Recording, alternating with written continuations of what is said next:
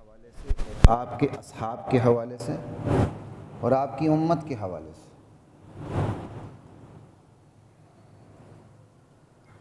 میرے ساتھی نے کل پرسوں اس عورت کی مجھے بات زبانی سنائی تو میں سن ہی نہیں سکا۔ میں کہا یار آپ نے مجھے یہ بتائی کیوں؟ بس اتنا ہی کافی ہے کہ اس نے گستاخی کی، وہ بات سنی ہی نہیں جا رہی تھی۔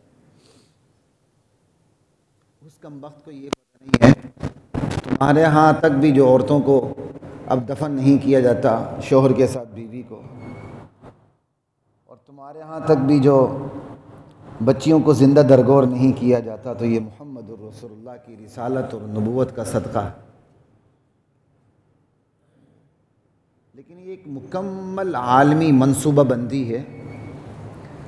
اگر آپ اس کے تانے بانے دیکھیں تو تانے بانے سب ایک ہی مرکز کی طرف لوٹتے ہیں۔ ایک مکمل انٹرنیشنل پلاننگ ہے یہ۔ کبھی کسی ایک ملک میں نبی علیہ السلام کی توہین کی جاتی ہے، کبھی دوسرے ملک میں کی جاتی ہے، کبھی تیسرے ملک میں کی جاتی ہے، اور پھر ساتھ ہی ساتھ اصحاب محمد رضی اللہ تعالی عنہم اجمعین کی توہین کی جاتی ہے۔ اور اس سب کا مقصد یہ ہے کہ امت کی حساسیت کا خاتمہ ہو جائے، کیونکہ اس گئے گزرے دور میں بھی یہ امت تمام دیگر امتوں سے اپنے اخلاقی حالت میں بھی دوسروں سے اچھی، عقائد میں تو ہے اپنے کردار اور اپنی اخلاقی حالت میں بھی دوسروں سے اچھی، اس میں کوئی شک شبے کی گنجائش نہیں۔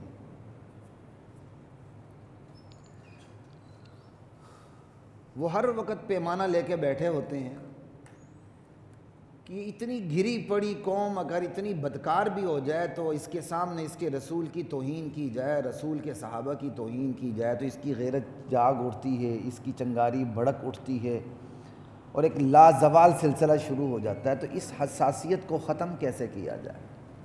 ان کے پاس اب ایک ہی طریقہ ہے حساسیت ختم کرنے کا، کہ وہ بہانے سے تھوڑے تھوڑے وقت کے بعد توہین کا سلسلہ جاری رکھتے ہیں۔ ایک مقصد تو یہ ہے کہ نبی علیہ السلام اور آپ کے اصحاب کے بارے میں امت میں جو حساسیت موجود ہو وہ اس کا خاتمہ ہو جائے یا کم سے کم ہو جائے، اور دوسرا مقصد یہ ہے کہ جن ممالک میں اسلام پھیل رہا ہے اور جہاں مسلمان اقلیت میں ہیں وہ ظلم و ستم کا شکار ہو جائے۔ اب ہندوستان جیسی مملکت میں فوراً رد عمل آ جائے، اس کے بعد جو ہندو مسلم فسادات شروع ہوں گے اس کے نتائج کیا نکلیں گے وہ آپ سب کے سامنے ہیں۔ پھر اگر میں اس کے تانے بانے جا کے تقسیم ہند سے ملاؤں تو آپ میں سے بہتوں کو اعتراض ہوگا، کوئی فرق نہیں پڑتا، آپ اعتراض کریں نہ کریں۔ یہی تقسیم ہند کا نتیجہ ہے، مسلمان ٹوٹے ٹوٹے ٹوٹے ٹوٹے ہیں۔ آپ برما کے مسلمانوں کو، بنگلہ دیش کے مسلمانوں کو، پاکستان کے مسلمانوں کو اور ہندوستان کے مسلمانوں کو ملائیں اور پھر دیکھیں ہندو کہاں کھڑا ہے۔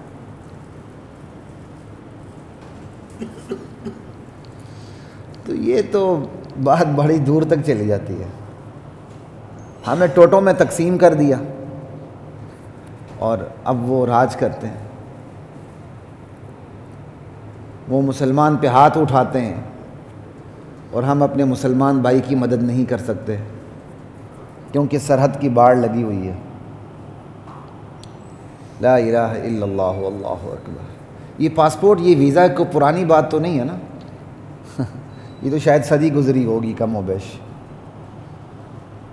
تو ان چیزوں کے تانے بانے پتہ نہیں کہاں سے جا کے ملتے ہیں۔ اس لیے میں نے چاہا کہ چند جمعے نبی علیہ السلام کے حوالے سے پڑھا دوں۔ تو آج تو تمہیدی جو بات ہوگی سورہ کوثر پہ ہوگی، اس دوران جو آیات اور آتی جائیں گی، لیکن اس کے علاوہ بھی انشاءاللہ محبت رسول کے حوالے سے، عشق رسول کے حوالے سے، اطاعت رسول کے حوالے سے انشاءاللہ قربانی سے پہلے جتنے جمعات ہیں 2 3 4 میں اس پہ کوشش کروں گا کہ اس حوالے سے بات ہو۔ تو آپ سے بھی یہی امید ہے کہ آپ وقت پہ تشریف لائے گا۔ انا اعطیناک الکوثر، یقیناً ہم نے ہی عطا کر دی ہے آپ کو کوثر۔ انا اعطینا، 2 ضمیریں لائیں، حالانکہ انا کی ضرورت ہی نہیں تھی، اعطیناک الکوثر کافی تھا، اعطینا کی بھی ضرورت نہیں تھی، اعطیتک الکوثر کافی تھا، میں نے آپ کو کوثر عطا کر دیا۔ اللہ نے میں نے نہیں کہا، ہم نے، اللہ دو تو نہیں ہے، اللہ ہم نے، یہ اللہ کا شاہانہ انداز ہے، اعطیتو کی بجائے میں نے عطا کیا یہ نہیں کہا ہم نے، پیش نہیں کیا، عطا کیا۔ نبی بھی اللہ کی عطا کا محتاج ہوا کرتا ہے، اللہ دینے پہ بھی آتا ہے نا تو اپنی قدرت ضرور دکھاتا رہتا ہے، نبی بھی اللہ کی عطا کا محتاج ہے، ہم نے عطا کی اللہ کا شاہانہ انداز ہے۔ اور پھر آتینا سے پہلے انا لائے، اس کا مطلب ہم کا لفظ دو دفعہ آیا، انا بھی ہم، آتینا بھی ہم، اس نے ایک ہی جملے میں دو مفہوم بھی پیدا کر دیے اور کلام میں زور بھی پیدا کر دیا۔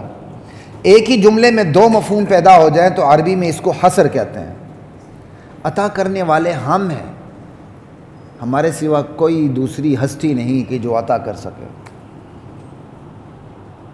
ٹھیک ہے، یہ حصر ہے، یہ دو مفہوم ہو گئے۔ اور تاکید کلام میں زور، سمجھائی، ہم ہیں، ہم زور دے کر اللہ کہہ رہے ہیں ہم ہی تو ہیں عطا کرنے والا۔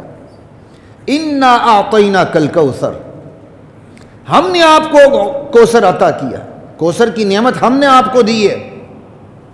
لا الہ الا اللہ واللہ اکبر، یہ کوثر کے معنی کا مزہ تب آتا ہے جب ابتر کو سامنے رکھیں۔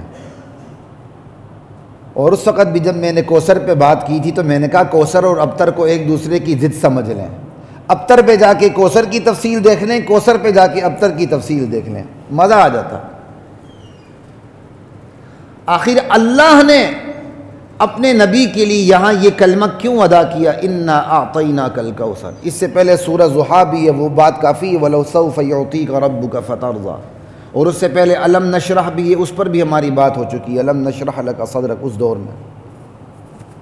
یہاں پھر انا اعطیناک الکوثر، یہ نبی علیہ السلام کے لیے تسلی بھی ہے، آپ کی شان بھی ہے، آپ کے لیے تسلی بھی کا سامان بھی ہے اور آپ کی شان بھی ہے۔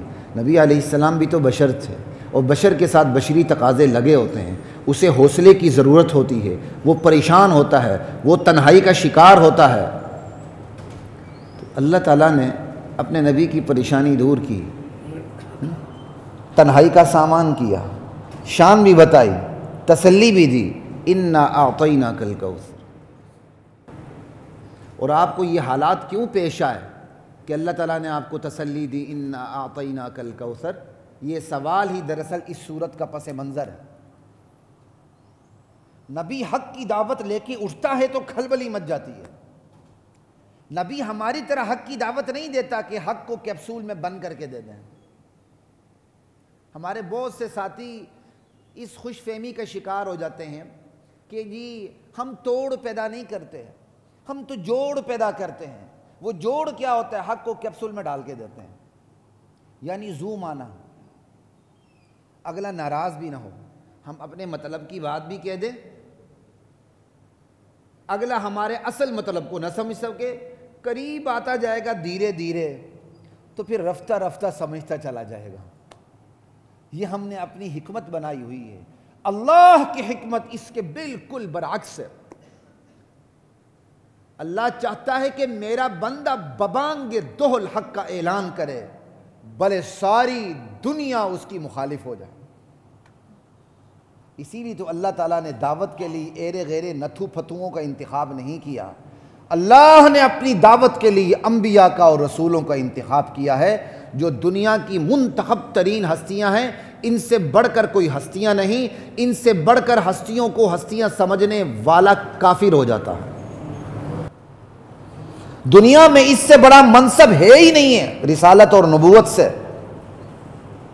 کیونکہ رسالت اور نبوت والی ہستیوں میں اللہ تعالیٰ نے وہ ظرف رکھا ہوتا ہے جو وحی کا علم اپنے اندر سما سکے، وہ حوصلہ رکھا ہوتا ہے کہ وہ وحی کے علم کو بغیر کسی خوف کے لوگوں کے سامنے ببانگ دہل بیان کر سکے۔ اور انبیاء کے ورثاء علماء کا بھی یہی وتیرہ ہونا چاہیے. میں نہیں کہہ رہا، کیونکہ میری برادری مجھے پتہ ہے کتنے ہیں، 100 میں سے 1 ہوگا. یہ بھی میں آپ کو محتاط طریقے سے کراؤں، وگرنہ میں کہوں 1000 میں 1 ہوگا تو خدا کی قسم انشاءاللہ اس میں غلطی نہیں ہوگی. کیوں؟ آپ نے تو اپنے بچوں کو وکیل بنانا ہے، انجینئر بنانا ہے، ڈاکٹر بنانا ہے، کمپیوٹر سائنسز کی طرف لے جانا ہے، ادھر ادھر لے جانا ہے. آپ نے اچھے موٹے جھوٹے سچے خواب دیکھے ہوئے ہیں. آپ نے تھوڑی لانا اپنے بچوں کو ادھر. اور جو آئے ہوئے ہیں ان کے ساتھ بھی 10 بچے لگے ہوئے ہیں. ان کی تنخواہ آپ کی سگریٹ کے برابر ہے یا پٹھانوں کے نسوار کے برابر ہے. یہ تو میں کہتا ہوں نا، سرحد میں مولوی کی تنخواہ پٹھان کے نسوار کے برابر ہے، اور پنجاب میں مولوی کی تنخواہ پنجابیوں کے سگریٹ کے برابر ہے. سگریٹ ذرا مہنگی ہے پٹھانوں کے نسوار سے. پھر کہتے ہیں مولوی فرشتہ ہو. مولوی کے ساتھ ضروریات نہیں لگی ہوئی. امر بالمعروف نہیں عن المنکر میں پچھلی دفعہ بھی آپ کو بتا چکا ہوں، دین کا سب سے اہم ترین شعبہ ہے جو تمام شعبوں کو توازن میں رکھتا ہے. جب اس کو غیر ضروری سمجھ لیا جاتا ہے تو پھر امر بالمعروف نہیں عن المنکر کرنے والوں کو بھی معاشرے پہ بوجھ سمجھ لیا جاتا ہے. پھر وہ مراد یافتہ طبقوں میں شامل نہیں ہوتا. اگر کہیں سے غلطی سے مراد مل جائیں تو اعلیٰ حیرت سے منہ کھول لیتے ہوئے مولوی صاحب گاڑی میں آ رہا ہے، ڈرائیور بھی ہے، یہ سکیل بھی ہے. یہ وہ حیران ہوتے ہیں. اور مولوی کہ تیرے گھر کی لونڈی ہے وہ.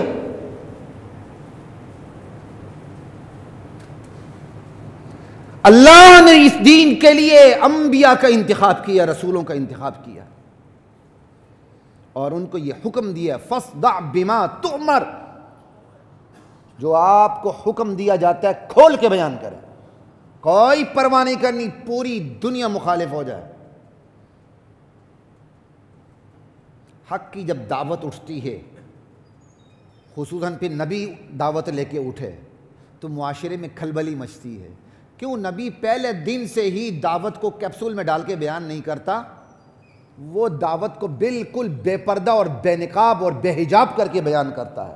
اس کی دعوت اللہ سے شروع نہیں ہوتی، خدا کی قسم. اس کی دعوت لا الہ سے شروع ہوتی ہے. اللہ تو بات کی بات ہے. اللہ وحدہ لا شریک لہ کی قسم پورے قرآن کریم کا مطالعہ بتاتا ہے، احادیث کا سارا ذخیرہ بتاتا ہے. کسی ایک نبی کی دعوت بھی اللہ سے شروع نہیں ہوئی، لا الہ سے شروع ہوئی ہے، الا اللہ پہ بعد میں پہنچی ہے. کہ وہ اللہ کی بات کریں پھول برستے ہیں، کوڑے نہیں برستے، توڑے نہیں ملتے. لا الہ کی بات کریں کہ اللہ کی عظمت سے پہلے اللہ کہتے ہیں تمام عظمتوں کا انکار کر کے میرے پاس آؤ. میری عظمت تب میری عظمت کہلائے گی تمہاری زبان سے جب پہلے تم اپنی زبان سے، اپنی عقیدے سے، اپنے شعور سے سب کی عظمتوں کا خاتمہ کر کے اس کا اعلان کر کے میرے پاس آؤ.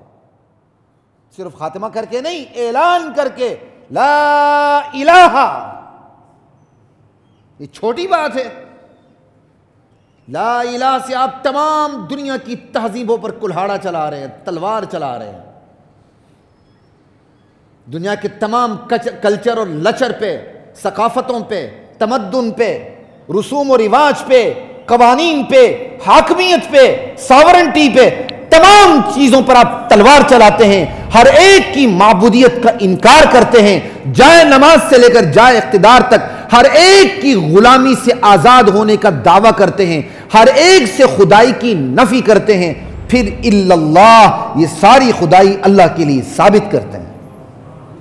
اس کے لیے حوصلہ چاہیے ہوتا ہے، اس کے لیے حوصلہ چاہیے ہوتا ہے. کیوں؟ اسراء میں اگر بعد میں پھول آتے ہیں تو کانٹے پہلے آتے ہیں. مولانا زکریا رحمۃ اللہ علیہ کے متعلق میں نے سنا کہ جی تبلیغ جماعت توحید کو کیپسول میں ڈالتی لیکن اچھی ہے، ٹھیک ہے، توحید نہ بیان کرنے سے کیپسول میں ہی بیان کرنا تو ٹھیک ہے نا، اچھی بات ہے. تو مدینے میں یا مکے میں یا کہیں وہ دسترخوان پہ بیٹھے ہوئے تھے تو اچھا خاصا پھر وہ وسیع دسترخوان ہوتا ہے عربوں کا. تو کہنے لگے تم نے ہماری مشکلات نہیں دیکھی، یہ ہماری فتوحات کا دور ہے. سمجھ آئی؟ پھول بعد میں برستے ہیں، کانٹے پہلے آتے ہیں. جب لا الہ کریں گے مشکلات پہلے آتی ہیں. ہاں مشکلات کے بعد جو ساتھی آپ کے ساتھ تیار ہوتے ہیں نا، وہ آپ کے پسینے پر خون بہانے کے لیے تیار ہوتے ہیں، پھر آپ کا دل اتنا ہوتا ہے۔ حضور کے ساتھ ہجرت کرنے والے حضور کے بیٹے نہیں تھے، حضور کے بھتیجے نہیں تھے، حضور کے کوئی کزن نہیں تھے، حضور کے کوئی خونی رشتہ دار نہیں تھے۔ کون تھے؟ ابو بکر صدیق تھے، کیونکہ دعوت سے وہ چیز، وہ پود تیار ہو گئی تھی جو اپنوں سے بھی بڑھ کے تھی۔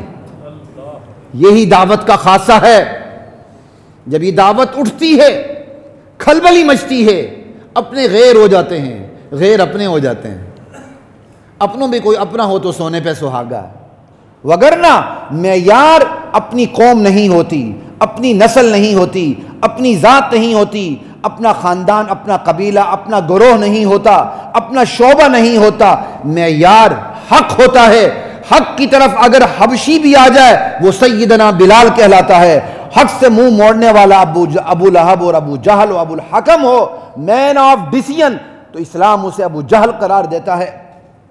نبی کے خاندان کے اہم ترین افراد کو بھی اسلام جہنم رسید کر دیتا ہے، اسلام نہ ماننے کی وجہ سے۔ یہ ہے حد فاصل، یہ ہے دعوت جب اٹھتی ہے کھلبلی مچتی ہے۔ معیار دین ہوتا ہے، معیار کوئی نسل، کوئی خاندان، کوئی قوم، کوئی قبیلہ نہیں ہوتا۔ ہاں اس معیار پہ اپنے بھی آ جائے پھر سونے پہ سہاگا ہے۔ اس کی دعوت بھی دی گئی ہے، اس کے لیے دعا بھی کی گئی ہے، ربنا ہب لنا من ازواجنا وذریاتنا قرۃ اعین، یا اللہ ہمارے بیوی بچوں کو دیندار بنا کے ہماری آنکھوں کی ٹھنڈک کا سامان پیدا کر دے۔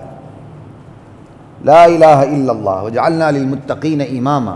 تو جب دعوت اٹھتی ہے کھلبلی مچتی ہے، دائی مشکلات کا شکار ہو جاتا ہے، دائی تنہائی کا شکار ہو جاتا ہے، دائی ہر ایک سے کٹ جاتا ہے، دائی اپنے خاندان سے کٹتا ہے، اپنے دوست احباب سے کٹتا ہے، اپنی سوسائٹی سے کٹتا ہے، اپنے معاشرے سے کٹتا ہے۔ جب اس معاشرے سے کٹتا ہے جو معاشرہ کل تک اس کی تعریف کرتا تھا، معاشرہ کہتا تھا ارے تو کل تک ہماری امیدوں کا مرکز تھا۔ قرآن پڑھیں آپ، نبیوں کے بارے میں نبیوں کی قوموں نے کیا کچھ نہیں کہا۔ ایک نبی کو ایک قوم کہتی ہے، قرآن کریم میں ہے، مرجوًا قبل ھذا، ارے تو ہماری امیدوں کا مرکز تھا اس سے پہلے، تو ہماری امیدوں کا مرکز تھا اس سے پہلے، کیا تو توحید بیان کرنا شروع ہو گیا ہے، ہر ایک سے نفی کر رہا ہے، تو ہمارے بڑوں کی گستاخیاں کرتا پھرتا۔ اور حضور کے بارے میں کیا تھا؟ الصادق الامین۔ یہ صادق و امین کا لقب کس نے دیا تھا؟ مسلمانوں نے کہ مشرکین مکہ نے؟ مشرکین مکہ نے، وہی مشرکین مکہ جو صادق کہتے تھے، امین کہتے تھے، امیدوں کا مرکز تھے حضور۔ پھر کیا ہوا؟ پھر سب کے سامنے کیا ہوا؟ اس کا موقع نہیں۔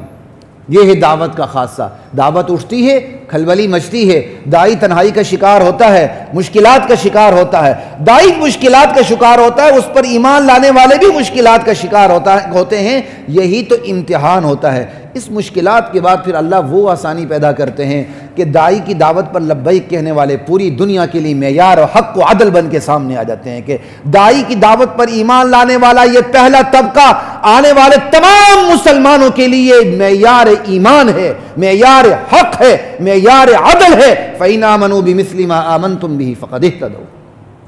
اس لیے بعد والے تو اے صحابہ تمہاری طرح ایمان لائیں گے تو ان کے ایمان قبول ہوگا۔ بس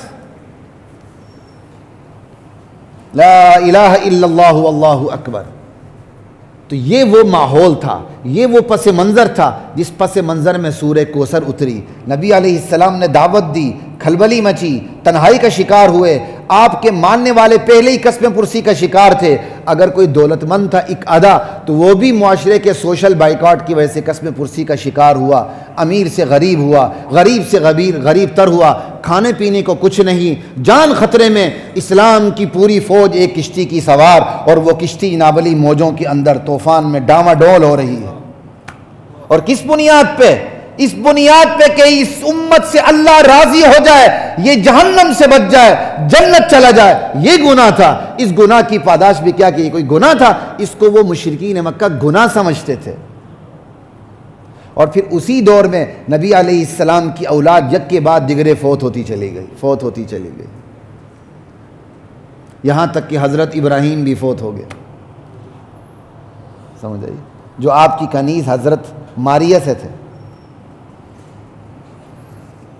تو اب تو یک نہ شد دو شد نہیں بلکہ کچھ ہزار شد، پہلے ہی دعوت کی وجہ سے کٹے ہوئے تھے معاشرے سے، سمجھائی، تنہائی کا شکار تھے۔ اب دیکھو نا آپ، اگر کسی کی غلط کیا کہتے ہیں بدقسمتی سے کسی کے دوستوں کا ماحول بالکل غلط ہو، شرابی شبابی سارے بیٹھے ہوں، وہ اس شراب کو سوشل ڈرنک سمجھتے ہوں، اور بندہ خود 7 اپ لے کے بیٹھ جائے، وہ کتنی تنہائی محسوس کرے گا؟ چھوٹی سی جھلک ہے، وگرنہ نبی کی تنہائی سے کیا مشابہت ہے اس کی، کیا مشابہت ہے اس کی؟ نبی ہر طرف سے کٹ گئے تھے، خاندان سے، قبیلے سے، معاشرے سے، اپنوں سے، غیروں سے، اور اوپر سے ہی اولاد بھی یک کے بعد دیگرے نرینہ اولاد فوت ہوتی چلی گئی، دشمنوں کے طعنے عروج پہ آ گئے، کہا اللہ اس سے ناراض ہو چکا ہے، اب اس کی نسل نہیں چلے گی، چند دن ہی اللہ کی توحید بیان کرے گا، بعد میں اس کا نام لیوا کوئی بھی نہیں ہوگا، یہ تو جڑ کٹا ہے، دم کٹا ہے، نعوذ باللہ یہ تو نامراد ہے، ابتر ہے، انا للہ و انا الیہ راجعون۔ اس ابتر کے مقابلے میں اللہ نے کوثر کہہ دیا، یہ ہے کوثر کا مقام۔ کوثر کو سمجھنا ہو ابتر کو سمجھیں، جب تک ابتر کی بات سمجھ نہیں آتی کوثر کی بات سمجھ میں نہیں آتی، وہ خالی ایک نیرا تھوڑا چھوٹا سا ترجمہ لگتا ہے، سمجھائی، وہ چھوٹا سا ترجمہ لگتا ہے۔ ابتر کو سمجھیں گے کوثر کی سمجھ آتی ہے۔ ابتر کسے کہتے ہیں؟ جو اپنے خاندان سے کٹ جائے۔ ابتر کسے کہتے ہیں؟ جسے استحکام نصیب نہ ہو۔ ابتر کسے کہتے ہیں؟ جس کا انجام ہی صحیح نہ ہو۔ ابتر کسے کہتے ہیں؟ جس کی نسل کٹ جائے، آگے اولاد نہ چلے۔ ابتر کسے کہتے ہیں؟ جس کا آگے ذکر ہی نہ چلے۔ ان تمام معنوں میں مشرکین مکہ نے نبی علیہ السلام کو ابتر کہنا شروع کر دیا۔ اللہ کے نبی تو انہیں جہنم سے بچا رہے تھے، جنت کی راہ دکھا رہے تھے، اور سلے میں وہ کیا دے رہے تھے؟ ابتر۔ مجھے آج بھی وہ خاتون یاد ہے، وہ بیچاری سود کا کاروبار کرتی، ویسے ان لوگوں کو سمجھایا کریں، یہ بیچاری ساری بوڑھی عورتیں باہر کرنسی کے نوٹ لے کے بیٹھی ہوتی ہیں، سارا سودی کاروبار کرتے ہیں، نئے نوٹ پرانے نوٹ کے مقابلے میں مہنگے بیچتے ہیں۔ یہاں ایک خاتون ہے، اس کی کوئی اولاد نہیں ہے، میں بڑے عرصے دراز سے اس کو جانتا ہوں، ابھی بھی گزرتا ہوں تو بڑے احترام سے بیٹا کہہ کے سلام کرتی، میں خود سلام کرنے کی کوشش کرتا ہوں اسے۔ ایک دفعہ دونوں میں آپس میں لڑائی ہو گئی، دو خواتین، آج سے کوئی 7-8 سال پہلے کی بات۔ تو دوسری خاتون ہوتی ہے نا، وہ تانا دینے پہ آئے تو پھر اس کا مقابلہ کہاں ہے، سمجھے؟ تو اس خاتون کو کہا کہ تیری تو کوئی اولاد ہی نہیں، تیری نسل ہی نہیں۔ وہ خاتون جو اتنی بے جگری اور دیدہ دلیری سے اس کے لڑ رہی تھی، ٹھنڈ پڑ گئی جی اس پر، وہیں ٹھنڈی ہو کے رہ گئی، اس کے سمجھیں اس کے ہاتھ پاؤں شل ہو گئے، وہ بیٹھی کی بیٹھی رہ گئی، مجھ سے یہ منظر دیکھا ہی نہیں گیا۔ اس کے بعد اس خاتون کی عزت ہمدردی میرے دل میں رچ بس گئی، میں گزرتا ہوں احترام سے اسے سلام کرتا ہوں، بلکہ وہ دور سے دیکھتی خود ہی سلام کرتی، میری کوشش ہوتی میں پہلے سلام کروں، اس کی کوشش ہوتی وہ پہلے سلام کرے۔ بڑی عمر کی خاتون ہے، لیکن دوسری خاتون نے اسے بانجھ ہونے کا، لاولد ہونے کا تانا دیا، وہ وہیں ٹھٹر کے رہ گئی، وہ آگے اس کو جواب ہی نہیں دے سکی، لڑائی اس سے ختم کر دی۔ یہ منظر مجھ سے دیکھا نہیں جا رہا تھا۔ تو نبی تو سب سے زیادہ حساس ہوتا ہے، ماں اتنی حساس نہیں ہوتی جتنا نبی حساس ہوتا ہے، باپ اتنا حساس نہیں ہوتا جتنا نبی حساس ہوتا ہے۔ اور پھر وہ امتی جس کے بارے میں نبی حساس ہے، وہ امتی اپنے نبی کو تانا دینے پہ آ جائے، اور تانا بھی پھر اولاد کا بھی دے، خاندان کا بھی دے، معاشرے سے تنہا ہونے کا بھی دے، تو کیا گزرے گی اس نبی کے اوپر کہ تو ابتر ہے۔ اور ابتر کا سب سے بڑا معنی تو حضور پہ یہ فٹ ہوتا تھا، آپ ایک ایسی دعوت لے کے آئیں جسے کوئی قبول کرنے کے لیے تیار ہی نہیں ہے، اس دعوت نے تو آپ کو اجنبی کر دیے، کیونکہ آپ کی دعوت ہی اجنبی ہے۔ اور خود نبی علیہ السلام کا فرمان ہے، بدأ الاسلام غریبا، ارے اسلام جب آیا تھا بڑا اجنبی تھا، بڑی اجنبیت میں یہ طلوع ہوا تھا، وَسَيَعُودُ غَرِيبًا كَمَا بَدَأَ، عن قریب یہ دوبارہ اجنبی ہو جائے گا، عن قریب یہ دوبارہ اجنبی ہو جائے گا، اس کے اپنے اس کو چھوڑ دیں گے۔ فَطُوبَى لِلْغُرَبَاء، ایسی حالت میں اجنبی اسلام کے ساتھ چمٹ کے اجنبی بن جانے والوں کے لیے خوشخبری ہو۔ آج بھی ہے کہ نہیں؟ دین کی بنیادوں پر جو مضبوطی سے کاربند ہوتا ہے وہ معاشرے میں اجنبی بن جاتا ہے۔ آج بھی ہے. اس شناختی کارڈ کہ مسلمانوں کے معاشرے میں راسخ العقیدہ مسلمان اجنبی ہو جاتا ہے. اگر وہ کسی اپنے کی شادی میں اس لیے شرکت نہیں کرتا کہ یہاں ڈول باجے ہیں، گانے ہیں، ٹھمکے ہیں، خسرے ہیں، سب کچھ ہے، نہیں یہ تو دین نہیں ہے، ساری برادری اس کا بائیک آؤٹ کر دیتی ہے. مولوی صاحب تو نکاح فارم لے کے سب سے پہلے ڈول ڈماکوں کے درمیان میں بیٹھا ہوتا ہے. وہ اپنے 5,000 کے لیے پورے ایمان کا سودا کر رہا ہوتا ہے وہاں. اب اگر وہاں آپ ایسے رسوم و رواج سے انکار کر دیں کیا بنے گا؟ اس لیے حکمت یہی ہوتی ہے، کسی عزیز کے شادی میں ولیمے میں ایسے ساری خرافات ہوتے ہیں، آپ پہلے شادی سے پہلے گھر چلے جائیں، تحفے تحائف دے کے معذرت کر کے آ جائیں کہ ہمارے لیے شرکت ممکن نہیں ہوگی. پھر دیکھیں معاشرہ ٹھیک ہوتا ہے کہ نہیں ہوتا. اجنبی بنے نا، پھر پتہ چلے. یہ سننا بڑا آسان ہے، اسلام سے چمٹ کے بندہ اجنبی ہو جاتا ہے.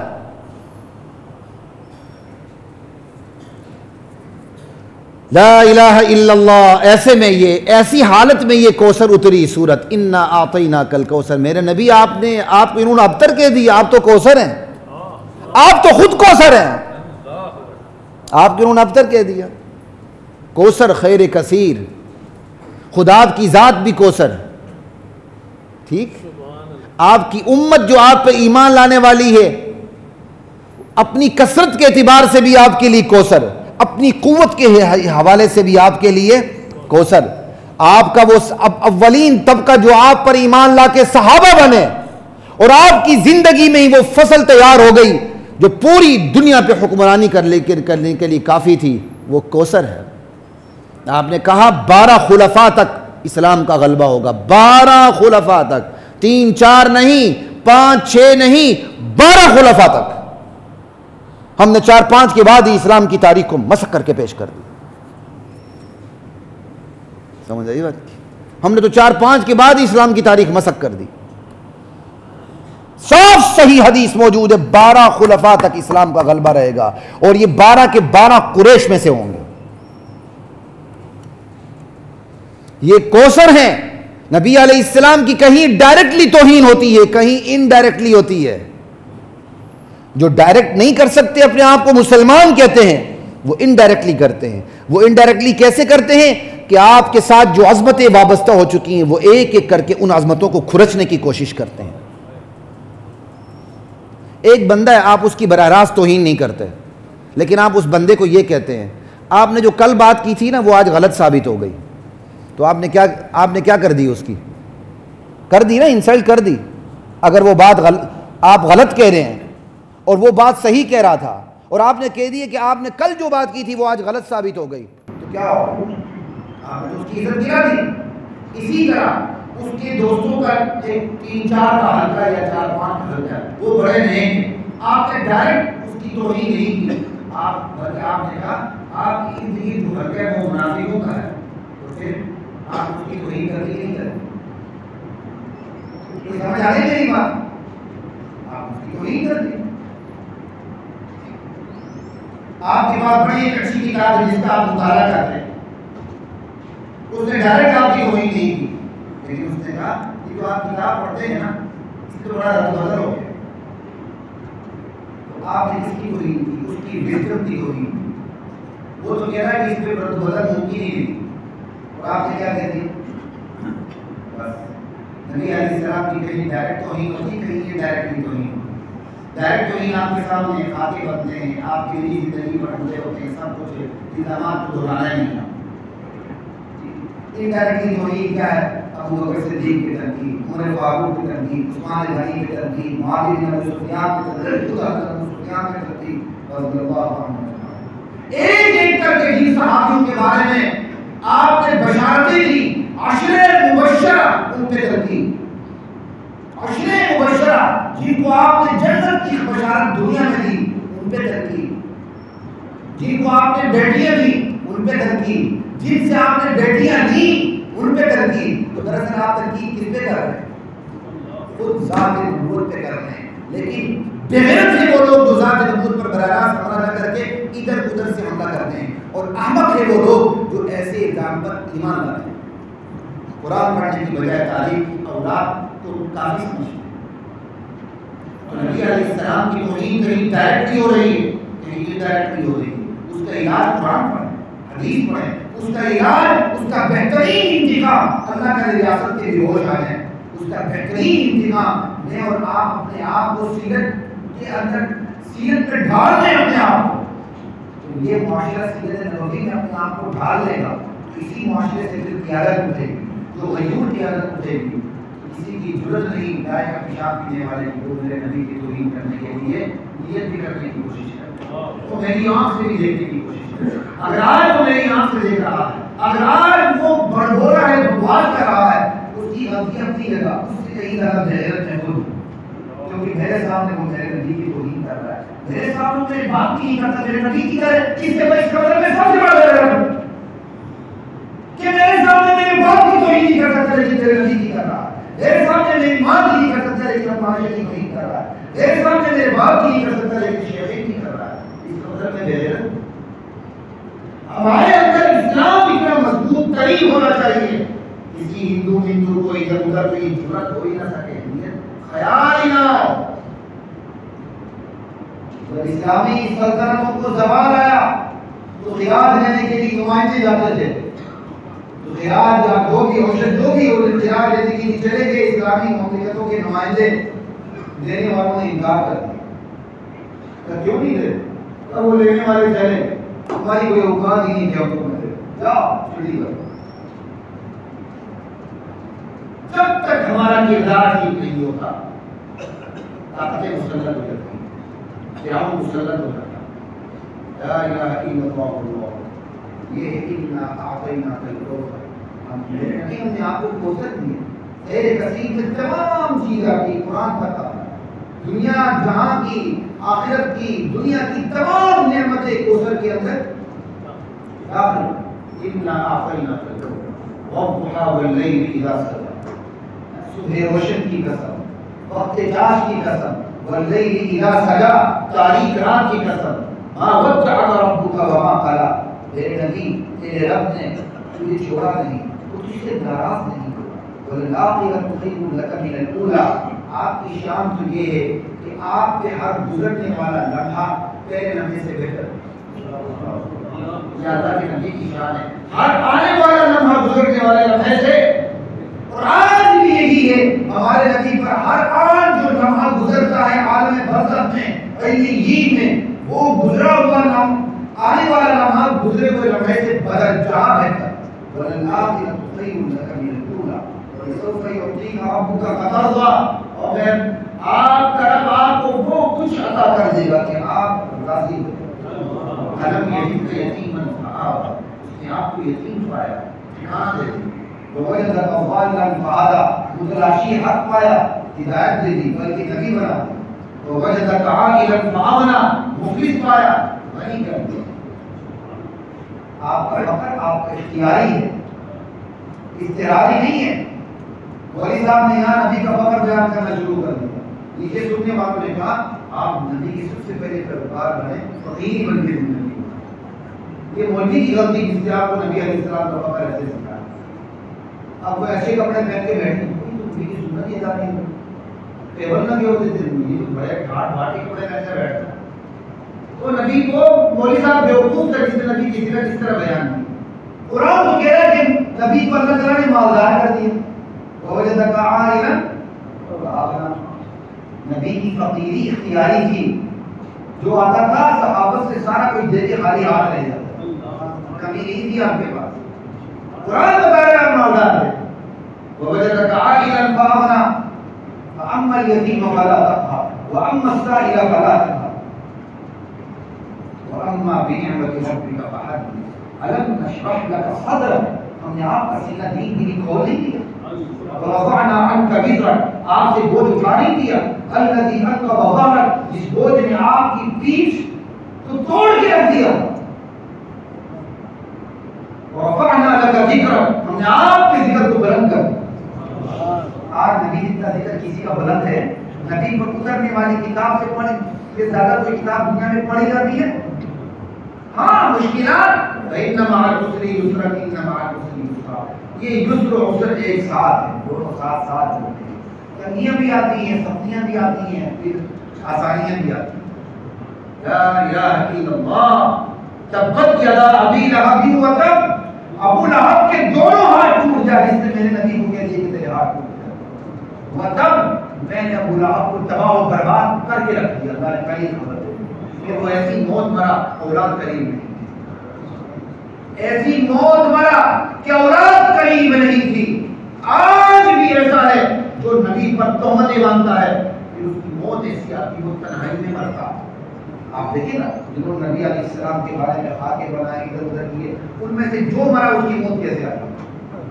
بلکہ نبی علیہ السلام پر ایمان لانے والے صحابہ کے بارے میں بھی جس نے بھپتیاں کسی، وہ بھی کوئی اچھی موت نہیں مرا، وہ بھی دنیا کے لیے برتران بن جاتا ہے۔ یہ تو قرآن کریم ہے، تبت یدا ابی لہب وتب، میرے نبی سے ابو لہب نے آپ کو کہہ دیا، بلکہ اس کے ہاتھ ٹوٹ جائیں دونوں، وتب توڑ دیا ہم نے اس کے ہاتھ، پہلی خبر دے دی، ما اغنی عنہ مالہ وما کسب، ابو لہب کا مال کام نہیں آیا، جو کچھ کمایا اولاد کی صورت میں بھی، وہ اولاد بھی موت کے وقت کام نہیں آئی، سر مر گیا، کیا کہتے ہیں اس کو، پھر گڑا کھود کے دفن کر دیا، ایسی کیا کہتے ہیں نامراد بیماری میں مبتلا۔ یہ ہمارے نبی کوثر کے مقابلے میں ابتر کو رکھے، پھر سمجھ آتی کوثر کسے کہتے ہیں۔ لا الہ الا اللہ واللہ اکبر، ہمارے نبی نے تو زندگی ایسے گزاری، یہاں تک کہ بیویوں تک کو کہہ دیا یہ میرا اختیاری فقر و فاقہ ہے، اس میں تم میرے ساتھ شریک رہنا چاہتی ہو رہو، جبر کوئی نہیں، علیحدہ ہونی چاہتی ہو تو دنیا اچھی لے کے تمہیں رخصت کر دیتا ہوں۔ ان کنتن تردن الحیات الدنیا وزینتها فتعالین امتعکن واسرحکن سراحا جمیلا، اگر تمہیں دنیا کی زندگی چاہیے آ جاؤ، بہت کچھ دے کے تمہیں رخصت کر دوں گا۔ وَإِن كُنتُنَّ تُرِدْنَ اللَّهَ وَرَسُولَهُ وَالدَّارَ الْآخِرَةَ، اگر تم نے اللہ کا ارادہ کر لیا ہے، رسول کو تم نے چن لیا ہے، آخرت کو چن لیا ہے، تو پھر تو یہاں کی مشکلات برداشت کرنی ہوں گی، یہاں کا میرا اختیاری فقر و فاقے میں تمہیں شریک رہنا ہوگا۔ وہ پھر بیویاں بھی ایسی بیویاں تھیں، ازواج مطہرات ہماری مائیں، وہ حضور کو چھوڑ کے جا کہاں سکتی تھیں؟ یہ ہے کوثر، پھر آپ کو وہاں بھی کوثر ملے گا، حوض کوثر، جو جنت کی نہر کوثر سے جہاں جس کو پانی لگا ہوا ہے، اور وہ حوض کوثر اس کا پانی دودھ سے زیادہ سفید، برف سے زیادہ ٹھنڈا، شہد سے زیادہ میٹھا، اللہ اکبر، اور اس کی خوشبو مشک سے زیادہ معطر، اس کی تہہ میں جو نہر میں مٹی ہوتی ہے، مٹی کی جگہ مشک ہے، نہر میں نیچے کنکریاں ہوتی ہیں، کنکریوں کی جگہ ہیرے جواہرات موتیاں ہیں، اور اس کو پانی کہاں سے مل رہا ہے؟ نہر کوثر سے۔ نہر کوثر جنت کے اندر نہر ہے جو اللہ کے نبی کو عطا کی ہے، اس کا پانی میدان حشر میں حوض کوثر میں پہنچایا جائے گا، اور اللہ کے نبی نے کہہ دیا اپنی امت کو، الا ان موعدکم حوضی، میرے امتیوں، میرے تمہاری ملاقات کی جگہ حوض کوثر ہے۔ اللہ مجھے اور آپ کو بھی اپنے نبی سے ملاقات حوض کوثر پہ نصیب کرے۔ بھائی پہلے کون پہنچے گا؟ افسر تو بعد میں آتا ہے، باس بعد میں آتے ہیں، پیروکار پہلے پہنچے ہوتے ہیں۔ کہا نا نا نا نا، وَأَنَا فَرَطُكُمْ عَلَى الْحَوْضِ، سب سے پہلے تمہارے انتظار میں میں پہنچاؤں گا وہاں۔ وَأَنَا فَرَطُكُمْ عَلَى الْحَوْضِ، سب سے پہلے میں وہاں پہنچ کے تمہارا انتظار کروں گا، آنا میرے پاس، میری تمہاری ملاقات کی جگہ حوض کوثر ہے۔ اور پھر اللہ کے نبی کا زندہ معجزہ تھا، وَإِنِّي وَاللَّهِ لَأَنظُرُ إِلَى حَوْضِيَ الْآنِ، اللہ کی قسم اس وقت میں اپنے حوض کوثر کو ان دو آنکھوں سے براہ راست دیکھ رہا ہوں۔ یہ ہمارے نبی کی شان ہے، لا الہ الا اللہ واللہ اکبر۔ اور اس حوض کوثر سے جو پانی پیے گا اسے کبھی پیاس نہیں لگے گی، اس سے جو محروم ہوگا اس کی پیاس کبھی نہ بجھے گی۔ اللہ نبی کے ہاتھ سے جام کوثر مجھے اور آپ کو نصیب کرے۔ اس کے لیے صرف تمنا کافی نہیں، اس کے لیے صرف خواہش کافی نہیں، بلکہ کوثر بننا ہے میں نے اور آپ نے۔ ہم بھی اپنے نبی کے لیے کوثر بنیں۔ اگر ہم صحیح امتی بنیں، نبی کے پیروکار بنیں، تو اللہ تعالیٰ نبی کو کہیں گے یہ بھی آپ کے لیے کوثر ہے، یہ بھی آپ کے لیے، اس کے لیے کوثر بننے کی ضرورت ہے، تب حوض کوثر سے پانی ملے گا۔ عقائد ہمارے ہندوانہ ہوں، اخلاق سے اگلا شرما جائے، کردار کا ہمارا بیڑا غرق ہو، کرپشن عروج پر ہو، مالی کرپشن ہو یا اخلاقی کرپشن ہو، اور اس میں ہم صرف زبانی تمنا کریں حوض کوثر سے پانی ملے گا، این خیال استو محال استو جنون۔ قیامت کا دن ہوگا، اللہ کے نبی کہتے ہیں، میں کہوں گا امتی امتی، ارے یہ تو چہروں سے پہچانے جا رہی ہے، میری امت، ان کو میرے پاس آنے دو، اور فرشتوں کا ایک گروہ اس آنے والوں کو دھکیل کے دوسری طرف لے جا رہا ہوگا، میں کہوں گا یہ تو میری امت ہے، اس کو آنے دو، تو مجھے کہہ دیا جائے گا یا محمد انک لا تدری ما احدثوا بعد ذلک، اے محمد صلی اللہ تعالی علیہ وآلہ وسلم، آپ نہیں جانتے آپ کے دنیا سے جانے کے بعد ان لوگوں نے دین میں کیا کیا نت نئی چیزیں پیدا کر دی تھیں۔ یہ سن کے میں کہہ دوں گا سحقاً سحقاً لمن بدل بعدی، اللہ کی پھٹکار ہو ان پر، اللہ کی پھٹکار ہو ان پر جنہوں نے میرے بعد میرے دین میں تبدیلیاں پیدا کر دی تھیں۔ صرف حوض کوثر کا انتظار نہ کریں، اس کے لیے انتظام بھی کریں۔ دنیا کے چھوٹے سے عہدے کے لیے نیری زبانی تمنا کافی نہیں ہوتی، ہاتھ پاؤں مارنے پڑتے ہیں، کوالیفیکیشن کمپلیٹ کرنی پڑتی ہے، اور دنیا کی تگ و دو کرنی پڑتی ہے۔ جنت اتنا سستی، جتنی سستی آئی، محض زبانی خواہش کریں، عقائد ہمارے مسلمانوں کے نہ ہوں، اخلاق اور معاملات سے ہندو بھی شرم آ جائے، اور پھر کہہ جی حوض کوثر کا جام ملے گا، اور ترنم سے نعتیں پڑھیں۔ محض ترنم سے نعتیں پڑھنے سے جنت نہیں ملتی، نبی کی سیرت اپنانی ہوگی۔ انشاءاللہ یہ آنے والے 2-3 جمعات قربانی سے پہلے میری کوشش ہوگی کہ عشق نبی پہ، محبت نبی پہ، اطاعت نبوت پہ انشاءاللہ بات کرنے کی کوشش کروں گا۔ اللہ تعالیٰ کی ذات مجھے بھی توفیق عطا فرمائے، ہم سب کو توفیق عطا فرمائے۔ آج اگر میرے نبی کے خاکے بن رہے ہیں، آج اگر میرے نبی کی توہین ہو رہی ہے، ان کی وہ ذمہ دار اپنی جگہ، لیکن اللہ کی قسم میں خود کو ذمہ دار سمجھتا ہوں۔ آپ میں سے ہر شخص ذمہ دار ہے، میں خود ذمہ دار ہوں۔ اگر میرے اندر اتنی غیرت ہوتی، حمیت ہوتی، میرا دین اتنا بیدار ہوتا، میرے اندر شعور ہوتا، میں دین پہ عمل کر رہا ہوتا، تو آج یہ نوبت ہی نہ آتی۔ آج نوبت اس لیے آئی ہے، دشمن کو پتہ ہے کہ یہ اندر سے کھوکھلے ہو چکے ہیں، انہیں جو مرضی کہہ دو، یہ تو سود میں لت پت ہے، یہ بے حیائی میں لت پت ہیں، یہ تو ساری رات نیٹ پہ جاگتے رہتے ہیں، اور جب جاگنے کا ٹائم ہوتا ہے تو یہ امت سو جاتی ہے۔ کسی آپ مسجد میں چلے جائے، جس مسجد میں عام طور پر ظہر عصر میں بھی آپ کو 200 300 20 30 40 50 60 نمازی نظر آئیں گے، خدا کی قسم اس مسجد میں چلے جائیں، وہاں آپ کو نمازی نظر نہیں آئے گا، 2 3 3 4 5 6، یعنی تعداد کے لحاظ سے وہ اتنی کم تعداد ہوتی ہے کہ بندہ حیران ہو جاتا ہے کہ یہ مسلمانوں کی بستی ہے کہ یا ہندوؤں کی بستی ہے۔ اعمال ایسے لے کر بددیانت ہو کے، ملاوٹ کر کے، رشوتیں لے کے، حلال حرام کی کمائی کا فرق ختم کر کے، اپنی اولاد کو حرام کھلا کے، اپنی اولاد کا پیٹ بھرنے کے لیے یتیموں کا پیٹ کاٹ کے، پھر ہم سمجھیں گے ہم نبی کی امتی ہیں، ہمیں جام کوثر ملے گا۔ این خیال استو محال استو جنون، ایسا نہیں ہوتا۔ اسی وقت ہم سدھریں گے جب ہمارے اعمال تبدیل ہوں گے، اور جب تک اس امت کے اعمال تبدیل نہیں ہوتے، اللہ کا حکم تبدیل نہیں ہوتا۔ اللہ کی قدرت اللہ کے حکموں میں نظر آتی ہے۔ ان اللہ لا یغیر ما بقوم، جو حالت جس قوم پہ اتری ہوئی ہوتی ہے، اچھی حالت ہو یا بری حالت، اللہ تبدیل ہی نہیں کرتے۔ حتی یغیروا ما بانفسہم، جب تک کہ وہ قوم اس حالت کو خود تبدیل کرنے کی کوشش نہیں کرتی۔ بری حالت ہو، محض تمناؤں سے بری حالت تبدیل نہیں ہوتی جب تک کہ وہ بری حالت تبدیل کرنے کے لیے تگ و دو نہیں کرتی، اور اچھی حالت اس وقت تک تبدیل نہیں ہوتی وہ جب تک اچھا لباس خود اتار پھینکنے کی کوشش نہیں کرتی۔ اور جب کوئی قوم اپنا اچھا لباس اتارنے کی کوشش کرتی ہے تو اللہ اس کے لیے سیدھا راستہ کر دیتے ہیں کہ تیری مرضی اتارنا ہے تو اتار دو، آگے جہنم تیرے سامنے ہے۔ کیونکہ دین کے معاملے میں اللہ تعالیٰ جبرن کسی کو بزور بازو زبردستی دین پہ نہیں رکھتے، یہی تو امتحان ہے۔ فرشتوں کے ساتھ شر کا مادہ لگا ہی نہیں ہے، ہمارے ساتھ تو شر کا مادہ لگا ہوا ہے، خیر لگا ہوا ہے۔ ہم نے اپنے انتخاب سے خیر کی طرف جانا ہے، اور ہم نے اپنے انتخاب سے شر کی طرف جانا ہے۔ تو اس لیے دنیا میں ایسے واقعات ہوتے ہیں، دل چھوٹا نہ کریں، لیکن اپنے آپ کو مورد الزام ٹھہرائیں کہ یہ میرے نبی کی توہین ہو رہی تو میں ذمہ دار ہوں، میں ذمہ دار ہوں، اس میں میرا کتنا حصہ ہے، آپ کا کتنا حصہ ہے۔ ہر بندہ جا کے اپنے گھر پہ غور کرے، وَلْتَنْظُرْ نَفْسٌ مَا قَدَّمَتْ لِغَدٍ۔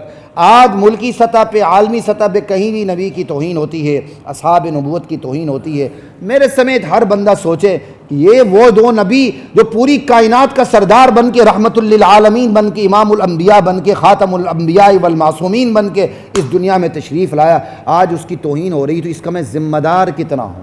بس جب ہم یہ سوچیں گے تو پھر ہمیں پتہ چلے گا ہماری ذمہ داری کیا ہے، اب ہمیں کیا کرنا ہے۔ اس کا بہترین انتقام تو ریاست اپنی جگہ لے، لیکن انفرادی سطح پہ بہترین انتقام یہ ہے کہ میں اور آپ اپنی صورت کو بھی نبی کی صورت میں ڈھال لیں، اپنی سیرت کو بھی نبی کی سیرت میں ڈال لیں، اپنے معاملات کو نبی کے معاملات میں ڈال لیں، اپنی تجارت کو نبی کی تجارت میں ڈال لیں، پھر دیکھیں کس طرح اللہ تعالیٰ عروج عطا کرتے ہیں، زوال کو ختم کرتے ہیں، اور یہ جو مشکلات کا ہم شکار ہیں کہ آئے دن ہمارے نبی کی توہین ہوتی ہے، پھر یہ ساری چیزیں کیسے ختم ہوتی ہیں۔ پھر آپ دیکھیں گے اذا جاء نصر اللہ والفتح وَرَأَيْتَ النَّاسَ يَدْخُلُونَ فِي دِينِ اللَّهِ أَفْوَاجًا، یہ کوئی ماضی کی کہانی نہیں ہے کہ فتح مکہ ہوا، میرے نبی آپ دیکھیں لوگ فوج در فوج اسلام میں داخل ہو رہے ہیں۔ یہ کردار آج بھی زندہ ہو سکتا ہے، ہم اپنا کردار زندہ کر لیں، دعوت کو لے کر اٹھیں تو وہی تصویر آج دوبارہ پیدا ہوگی،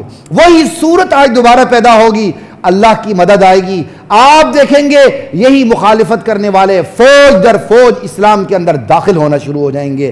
کمی ہے تو میرے اور آپ کے اندر ہے، آج بھی ہو جو ایمان پیدا، کیا آج بھی ہو؟ آج بھی ہو؟